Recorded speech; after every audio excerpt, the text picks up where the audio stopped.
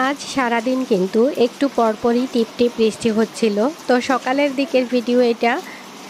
এরকম টিপটিপ বৃষ্টি দেখলে কার না চা খেতে ইচ্ছে করে বলেন? তো যেই কথা সেই কাজ, চলে গেলাম কিচেনে গিয়ে দেখি চুলাতে একেবারেই গ্যাস নাই।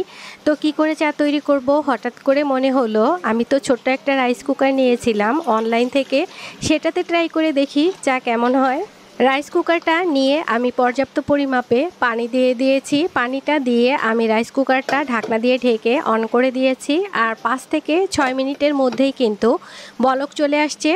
যেহেতু মিনি রাইস কুকারের ভেতরটা স্টিলের, খুব তাড়াতাড়ি কিন্তু বলক চলে আসে যে কোনো জিনিসে। আপনি এটাতে ভাতও রান্না করতে পারবেন, আবার বাচ্চাদের যে খাবারগুলো আছে সেগুলোও কিন্তু এই মিনি রাইস কুকারটাতে রান্না করা যায়, আমি দেখেছি অনলাইনে।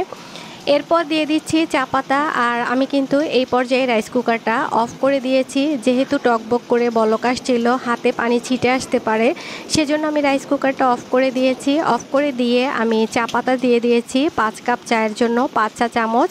চা পাতা দেওয়ার পর আমি রাইস কুকারটা অন করে দিয়েছি। এরপর দিয়ে দিচ্ছি পর্যাপ্ত পরিমাপে চিনিটা দিয়ে দিচ্ছি এই কারণে যাতে একসাথেই জাল হয়ে যায়। চিনি দেওয়ার পর আমি একটু নেড়ে দিচ্ছি। এরপর আমি ঢাকনা দিয়ে ঢেকে দিব। আর ঢাকনা দিয়ে ঢেকে 5 থেকে 6 মিনিটের মতো সময় অপেক্ষা করব, যাতে করে চা পাতাটা খুব ভালো করে জাল হয়ে যায়। এই মিনি রাইস কুকারটা অন্যান্য বড় রাইস কুকারের মতো না, মানে রান্না শেষে অটোমেটিক অফ হয়ে যায় না। তাই রান্না করার সময় কাছাকাছি থেকেই রান্না সেরে নিতে হবে, আপনি যাই রান্না করেন না কেন।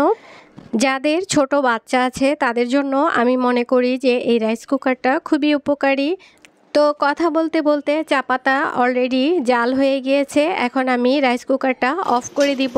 অফ করে দিয়ে আমি পর্যাপ্ত পরিমাপে দুধ নিয়েছি, একটা প্যানে গুঁড়া দুধ নিয়েছি আজকে চা তৈরি করার জন্য। এখন ছাঁকনি দিয়ে ছেঁকে নিচ্ছি। আর এটা কিন্তু সরাসরি রাইস কুকারের সাথে অ্যাটাচড করা পাতিলটা, মানে ভেতরের হাঁড়িটা, এটা কিন্তু আলাদা করা যায় না। আর ধোয়ার সময় অবশ্যই সাবধানতা অবলম্বন করতে হবে। তো চা কিন্তু রেডি হয়ে গিয়েছে। আমি এখন দুধের সাথে খুব ভালো করে মিশিয়ে নিচ্ছি। চা খেতে খেতে আজকের মতো এই পর্যন্তই, আপনাদের কাছ থেকে বিদায় নিয়ে নিচ্ছি। আপনারা সবাই ভালো থাকবেন, সুস্থ থাকবেন। আল্লাহ হাফেজ।